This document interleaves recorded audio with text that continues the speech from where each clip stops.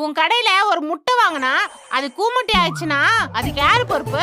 நாங்கதாக்கா. அதே மாதிரிதான் உன் கடையில வெள்ளையாவதுக்காக ஒரு கிரீம் வாங்கினா அது வேலை செய்யலைன்னா அதுக்கு நீங்க தான் பொறுப்பு. 3 டப்பா கிரீம் வாங்கி போட்டேன், கொஞ்சம் கூட வெள்ளையாவல. காசு கறி ஆவனதான் மிச்சம். என்னது 3 டப்பாவா? அக்கா இது சரியான பைத்தியம் இல்லக்கா, சரியாகாத பைத்தியம். என்னக்கா பண்றது? ஹலோ, என்ன குசு குசுன்னு பேசிட்டு இருக்கீங்க? உங்க கோவம் நியாயம்தான்க்கா, ஆனா அதுக்கும் எங்களுக்கும் எந்த சம்பந்தமும் இல்லக்கா. அதை விட ரொம்ப முக்கியம், நம்ம உடம்புல கலர்ன்றது கடவுள் கொடுத்தது. அதை அழகுபடுத்திக்கலாமே தவிர யாராலையும் மாத்த முடியாதுக்கா. அப்புறம் எதுக்கு விக்கிறீங்க? அண்ணன் வந்தோடனே எல்லாத்தையும் போட்டு கொளுத்த சொல்லிடுறேன், நீங்க கிளம்புங்க. போச்சு.